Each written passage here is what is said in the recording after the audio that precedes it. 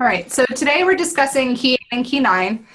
We have a series of 10 keys that I had written last year for LinkedIn Talent Connect, and I was a speaker there, and we focused on some of the important takeaways that companies need to think about when they're hiring military veterans, military spouses, and members of the Guard and Reserve. And I thought it would be a great idea to turn that written piece into a series of articles to share on LinkedIn so that it reaches a broader market, and then turn those articles into live video webinars so that we can engage with both the military community and the hiring community that wants to pull from the military talent pipeline.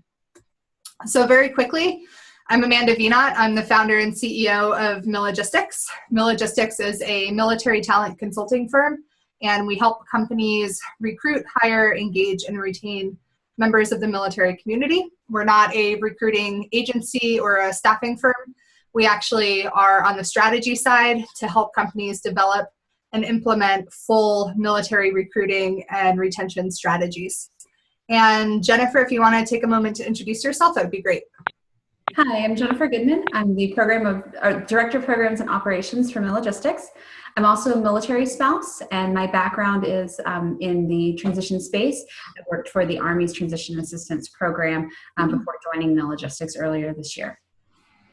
Wonderful. Jennifer gets things done. So she's very helpful to me. All right, so I want to dive right in because these calls go really fast, believe it or not. 30 minutes literally goes by in a blink of an eye. So want to stay focused on the topic, but before we dive into Key 8 and Key 9, let's just quickly review what Key 6 and Key 7 are. So Key 6 was all about creating content that you can share on behalf of successful veterans or military spouses within your organization. So why are stories so important? One, stories connect with people. So if you can create real and authentic stories and share those stories with other members of the military community, that will connect authentically with those individuals, as long as it doesn't seem like you're doing a marketing ploy. So whatever kind of content you develop, make sure it's authentic, it's real, and it's all about the service members, veterans, and spouses who are within your organization and have found success. You can share those stories internally through your intranet to garner support from senior leaders or from individual contributors or employees throughout your organization to make them more aware of what you're trying to do to hire and retain service members and spouses or veterans. And then you can also share those stories externally. And those could be put on your career page. If you do an article, try to keep it to a page, page and a half. And if you do a video, try to keep the video to about 3 minutes or under.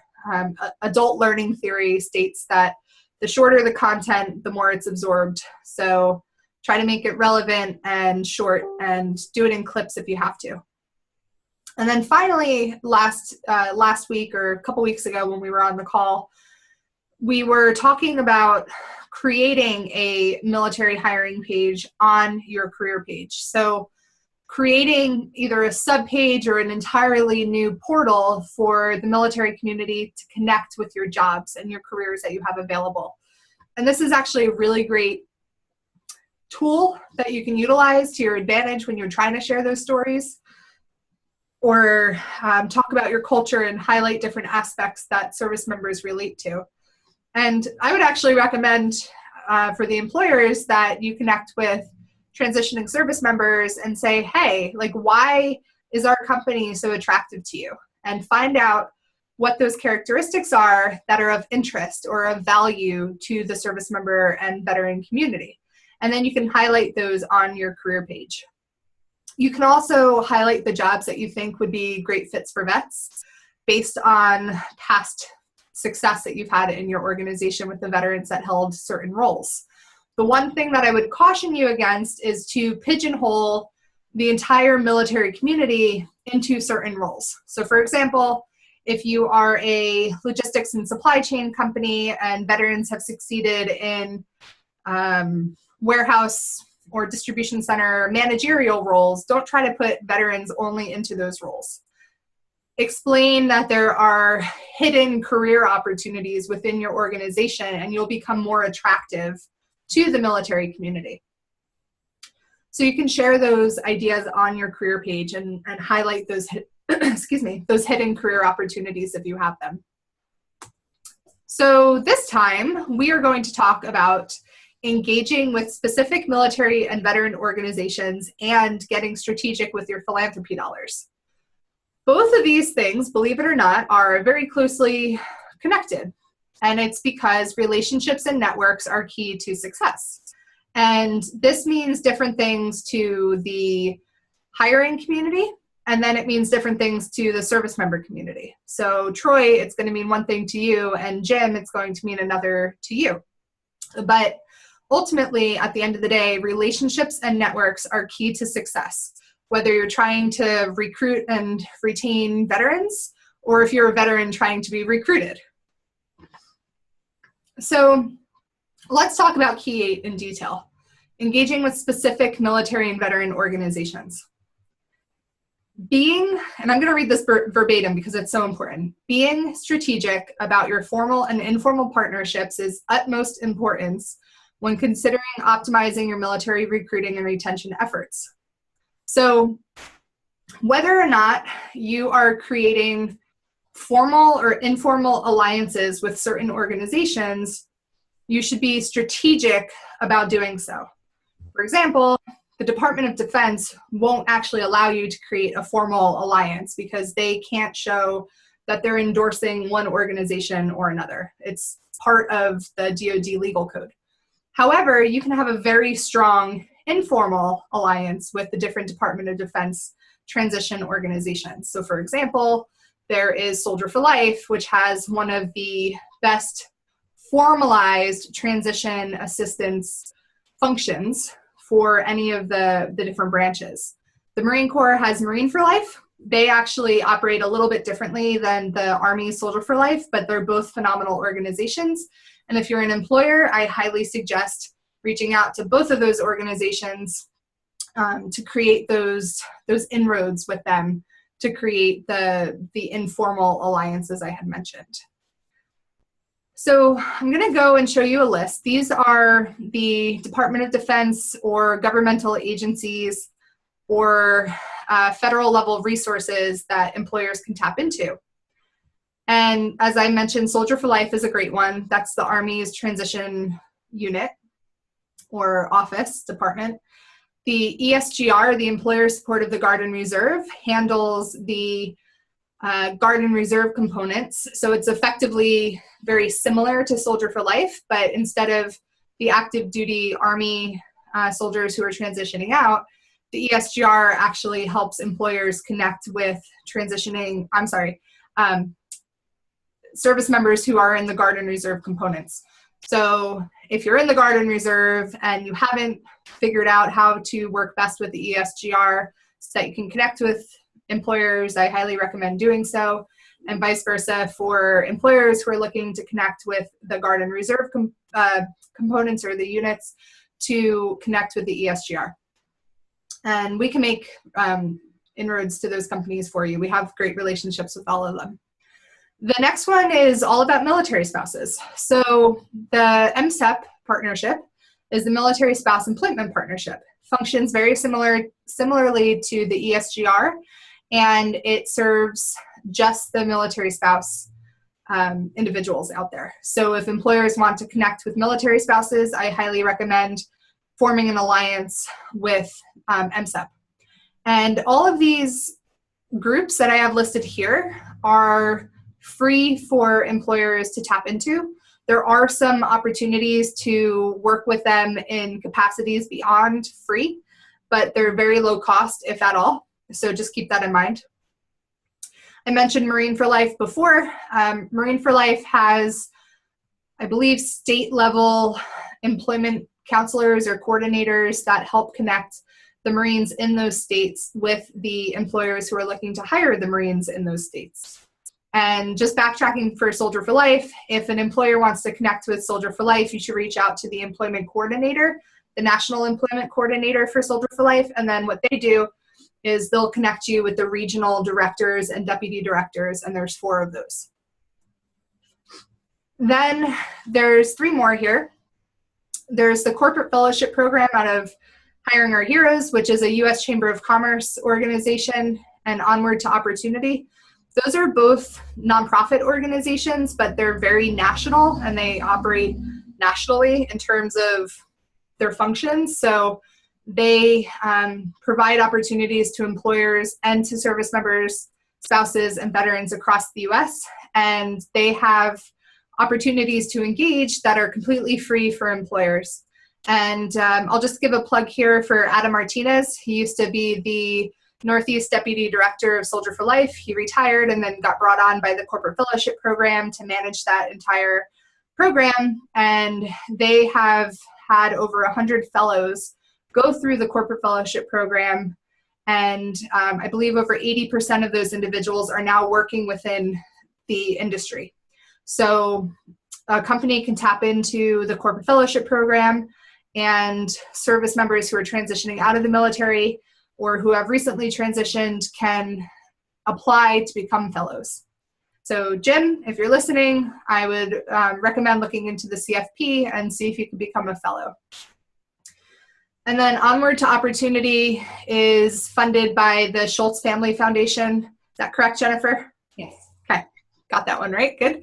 The Schultz Family Foundation has funded O2O, and O2O has phenomenal programs that employers and service members, I believe spouses too, and veterans can tap into. So take a look at those websites. When we send out this presentation, you'll actually be able to click all of these links. They're all linked to the different partner organizations. And like I said, think very strategically about who you're engaging with and why you're engaging with them.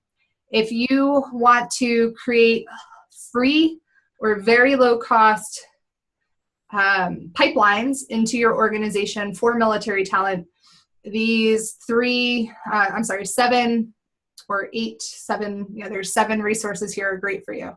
The last one that I want to talk about are the state and local job centers.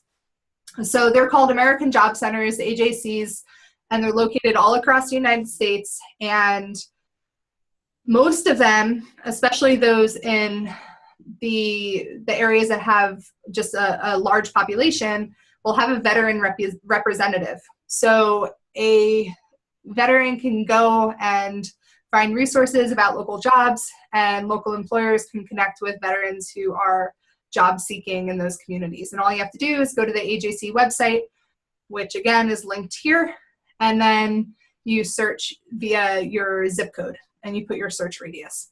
And that's a state and local job centers. So Key 9 is connected to Key 8 because if you're going to create partnerships, whether they're informal or formal, with nonprofits, there may come a point where you can fund their services in one way, shape, or form. Whether that's making a grant or a donation on behalf of your company, whether it's sponsoring events or hiring fairs or career readiness days, you might have an opportunity to financially and monetarily fund these organizations in some capacity. We take a pretty strong stance with our clients that even if you have a $0 philanthropy budget, you can still be highly effective and highly successful with your military program. You don't have to have a 6-figure philanthropy budget. The last thing we want you to do is blow $100,000 on supporting 4 or 5 galas and sending, 10 or 20 or 30 people to an event. That's great. The organization is probably very happy that you're giving them money, but keep in mind that you should be treating your philanthropy dollars the same way that you would treat the budget that you have for any of your operational expenses. So you wouldn't expect your leadership to just grant you a $25,000 budget increase or a budget ask without proving that there's some sort of return on that money that they're asking for, or They wouldn't, you wouldn't expect them to approve a budget increase if there's no facts and figures shared. So why would your leadership agree to providing you a $25,000 philanthropy budget if there's no facts and figures or ROI spelled out for them? So that's the whole reason why we say you should get strategic with your philanthropy dollars. There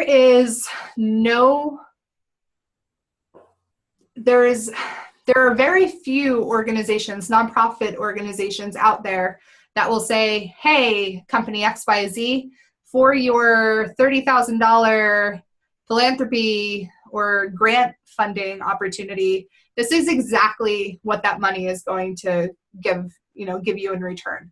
They might say that $30,000 is going to fund 30 veterans going through a transition program, like a transition coaching program. But what is that actually doing for you? And it's totally okay for you to ask the executive director or the person who is in charge of programs or funding for that organization to say, that's great that we're going to be helping 30 folks transition out or go through this coaching program. But ultimately, we really want to recruit and hire these individuals. So, do we have access to those people? Can we see those 30 resumes? Can we interview those 30 people? And can that all be part of that package of donations that we make to you? We really like your message. We really like what you're doing, but we're trying to get this funding and we need to show our leadership how it's going to be beneficial to our own personal mission internally at the company. So that's the conversation that I wish more people would have with nonprofits. And quite frankly, there's a couple of nonprofits out there that probably wouldn't even know how to answer that question if you asked them. So if you hear somebody not really have an answer, then that might not be the organization that you want to work for or work with. I'm sorry. Okay, so there are almost 10 organizations listed on this slide, and then the roles and names of the individuals who are either executive directors, VPs of development, or the senior directors or senior managers of these programs or nonprofits. And you can see that they're linked. So not only is there a link to the organization, but there's also a link to that person's LinkedIn profile. And if you connect with them, you can let them know that Amanda Vinod or Jennifer Goodman suggested that you reach out. And if you wanted us to make a direct connection via email, we're happy to do that as well. And this is a very short list of organizations that clients of ours have worked with or that we personally support. And they wouldn't be on this list if we didn't believe in what they do and believe in their mission and feel that they're reputable organizations that truly serve the service member, spouse, or veteran community. And I just want to point out a couple of these organizations real quick. The Bob Woodruff Foundation, I can't say enough good things about what they do. They started a few years ago focusing on the wounded, ill, or injured post 9/11 community. However, so many wonderful small nonprofits were coming to them and saying, we have this really great idea, or we have this amazing mission, and we would love to receive a grant from you, but we don't serve the wounded, ill, or injured post 9/11 community. So they've recently expanded their own mission to support the post 9/11 community, period. And what they do is they act as a clearinghouse. So big organizations will come and donate money to the Bob Woodruff Foundation, and then the Bob Woodruff Foundation vets all of these other smaller nonprofit organizations and puts them through a rigorous vetting process and says, yes, this organization is top-notch, or they truly are doing what they say they're doing, or their finances are in really great shape. So it takes the impetus for a company to research all these smaller local nonprofits out of the picture, and then the funds that a company grants to Bob Woodruff, the Bob Woodruff Foundation will then create smaller grants for all of these vetted and approved nonprofit organizations. And so it's a really great organization if your overall philanthropic strategy is to support the post 9/11 veteran community, and you want your funds to be divvied up to different veteran organizations. Now, if you have specific buckets of philanthropy that you support, so for example, there's a client of ours that only supports nonprofits, and this is part of their like formal philanthropy strategy. They only support nonprofits who are in the education community. And they, well, hello. Okay, my dog just walked in, sorry. They are only supporting organizations that are part of the educational community. So when we talk about philanthropy, we say, okay, well, what nonprofit organizations that serve the veteran community also serve the educational community? And there are, believe it or not, nonprofits out there for the veteran community that provide scholarships to college and university for service members or veterans, or for their dependents. So whether it's their spouse or their children, that's just one way that you can kind of bucket your philanthropy dollars for the military community. Now, there's specific ones here like Team Rubicon, that is a disaster response organization. They're a veteran service organization, but they're also a disaster response organization. So Home Depot and Lowe's actually support Team Rubicon pretty significantly, because it aligns with their own mission and their own vision of the organizations or the company's value system.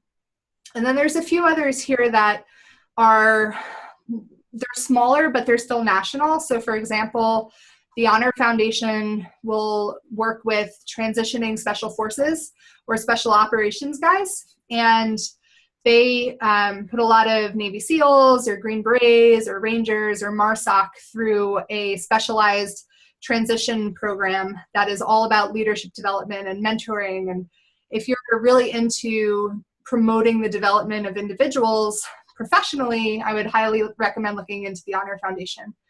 And then a couple of others that I want to highlight here is Stand Beside Them. They're a professional coaching organization based out of New York City, highly reputable, and they are made up of over 150 professional coaches, professional certified coaches. So those individuals actually went to school and they went through a training program and became certified professional coaches, and then they donate their services to the veteran and military community. And then finally, Hire Heroes USA is a national nonprofit organization, and they provide a lot of mentoring and coaching and career counseling to the service member community, and they do resume development and they run workshops. So if that's something that you would like to support, then I highly recommend looking into them as well. And then there's a few others up here that you can look into. Boots Up is a New Jersey-based nonprofit, but they operate nationally through different partnerships. And I mentioned both Hiring Our Heroes and the Corporate Fellowship Program a little bit before.